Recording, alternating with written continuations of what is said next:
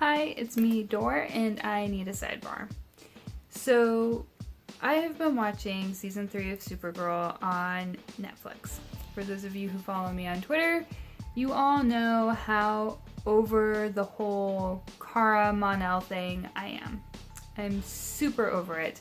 I'm sorry, it just didn't have the same romantic buildup of really, really awesome shows. I mean, don't get me wrong, Supergirl is... I said that wrong. Oh, I said that wrong. Supergirl is a very awesome show. I love Supergirl. But the thing is in shows like, say, Gilmore Girls, one of my favorite shows. I've watched it over and over and over again. Not only do I go back to it on Netflix, but I also own all 7 seasons of it. The thing about Gilmore Girls and the whole Luke and Lorelai dynamic, or Logan-Rory dynamic, or even Dean and Rory, we saw them together for multiple seasons. They were together for a really long time on the seasons, and not only did they say I love you, but they showed it all the time. They went on dates. They did things together. You saw them together in a romantic capacity regularly. Luke and Lorelai did things that were beyond the diner owner, diner patron relationship. You saw them together in the diner and outside of the diner. And with Mon-El and Kara, you saw them together at Catco, the DEO, and they were pretty much only ever fighting crime together. She spent nearly an entire season just saying no to his advances. No, ew, oh, Mon-El, oh, gross. Ew, not Mon-El. Oh my god, no, I don't like Mon-El. That is what we saw for the majority of the season that he was there. Then he says, I love you, and she says, I love you, and they fight crime together a couple times, and suddenly we're supposed to believe that he was the love of her life. I just finished episode 15 today of season 3. Most seasons last approximately 22 to 24 episodes, but in general, something like this, which is on the CW, that's a full season. Let's pretend that these are running academic years, because much like school, Hollywood tends to take the summer off. I mean, things are a little bit different now that we have entertainment available to us 24/7, but generally, traditionally, Hollywood takes the summer off. They have hiatus during the summer, they have hiatus during Christmas break. So they run filming and their seasons like an academic year, which is what was great about the Gilmore Girls. You always knew how much time had passed because they ran it on an academic year. So the holidays, there would be holiday stuff near our holidays, etc., etc. The time is much more discombobulated in the DC universe since like 7 months later, but magically it's Christmas time at Christmas time. And so it's really harder to tell how much time has passed between one event and the next. But I watch it on Netflix, and I watch one episode every single day while I'm having coffee, and so I tend to think of it in a similar academic year thing. I mean, I'm watching it faster than the academic year because it's an episode every week, but nonetheless, that is how I think about it because I know that that's how it's airing. So time is really different and weird in the DC universe, and it makes it a little bit hard to gauge just how long they've been together. But when you consider she spent about 70% of the season fighting her love for Mon-El and her attraction to Mon-El, and then they were together for like 2 episodes, they went on a date, and all of a sudden they have sex, and that means that he's the love of her life. Sex and a date does not necessarily mean the love of your life. I'm just saying, play the field a little bit, and if you want us to believe that they're hardcore in love, you gotta show us that they're hardcore in love. Not just making that sacrifice, but moments together that are intimate, that are tender, that are away from the DEO, and that are away from Catco. And even, I'm sorry, I'm just gonna say it, just because they have sex doesn't mean they're in love. People do it all the time, and it doesn't mean anything. So, I'm just throwing it out there. I'm really sick of hearing her whine about it. I'm more than halfway through season 3 now, and I would really like to see her stop complaining about Mon-El.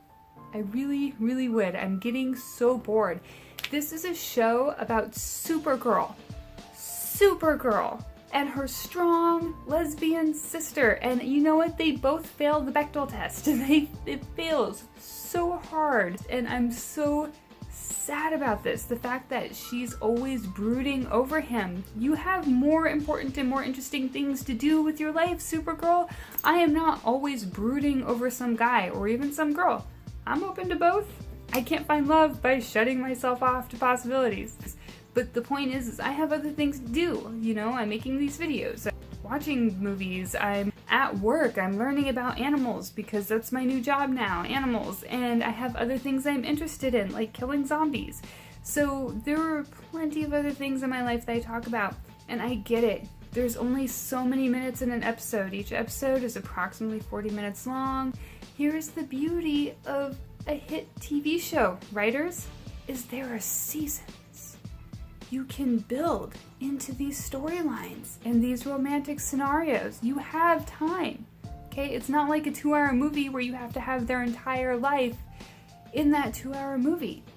You have seasons. I'm sure there's a contract for X amount of seasons. I mean, look at Supernatural. They keep trying to end the show and they can't. They keep killing off major characters to try and end the show, and they can't because everyone loves it so much they just keep bringing it back.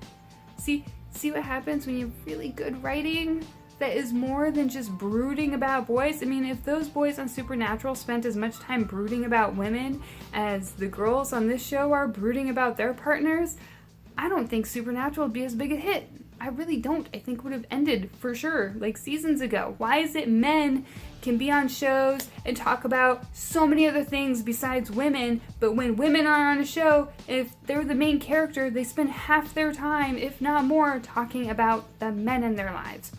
Why?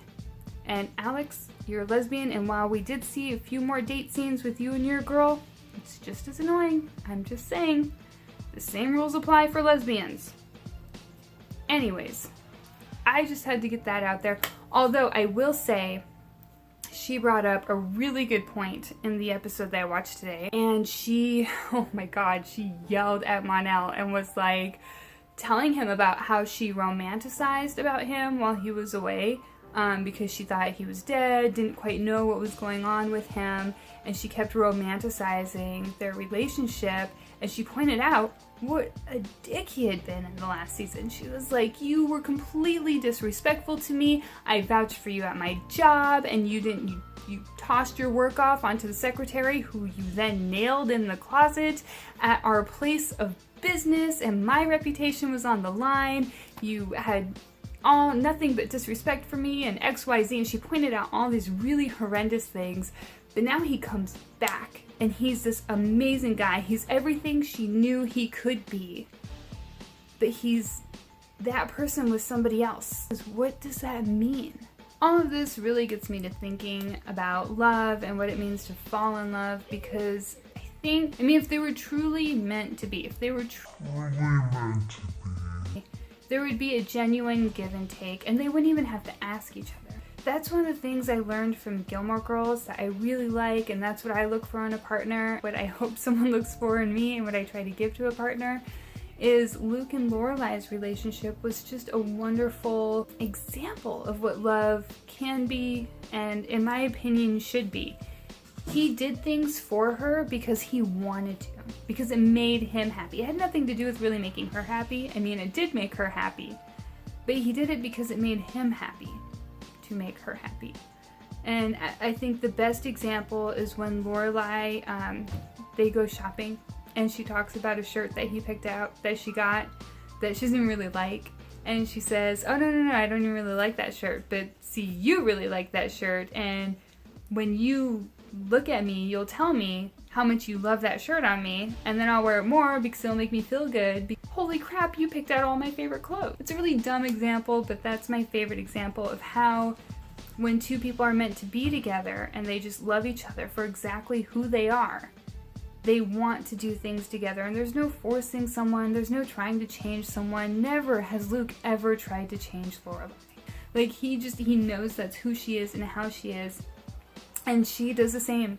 She knows who he is and how he is, and she loves him exactly for who he is, and she shows him that all the time. If Mon-El and Kara were actually meant to be together, he would have been the man that she always knew he could be from the start. I mean, if he really loved her, he would have been more respectful towards her from the start. And if she really loved him, she would have just accepted that he's kind of a jerk and he's selfish and that's just his thing. And I don't even think he was a jerk, I just think he was narcissistic. I think he was just really full of himself, and I don't think that's necessarily a bad thing, but I think that there's someone out there who would have loved him for exactly who he is. And I don't know, those are just some of the thoughts going through my head right now. I'm so sick of her complaining about how in love with Mon-El she was when we saw them together for like 2 seconds.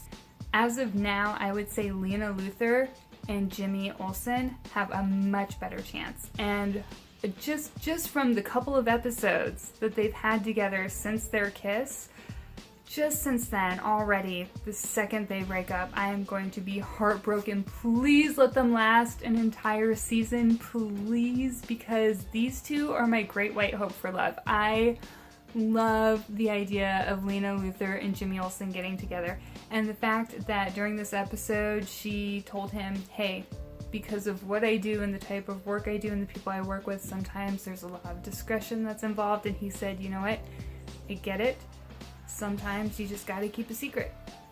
Those are yours to tell basically, and I really hope she remembers that when she finds out that he's the Guardian, because you know she's gonna find out he's the Guardian. So I just hope that she really remembers his being so respectful of her need for discretion at that point. But yeah, I mean, him being cool with the fact that she had to dip out, him buying her dinner and setting it up for her, not even expecting to be there to eat it with her, just because he was like, I get it, you have things that you need to do, and I just wanted to make sure you ate. Like, I'm team Lena and Jimmy, like hardcore. I want those two to last. Thank you for watching my sidebar and living through this pain with me. I really appreciate it. Do you guys agree or disagree? What do you think about Team Jimmy and Lena Luthor? How do you feel about them getting together? And let me know. What do you think? Do you completely agree or disagree with my views on love? Am I totally off base? Are you following the Supergirl series? Are you as passionate about it as I am? Do I need to get a life? Probably. I'm working on it. But let me know how you feel about it in the comments below.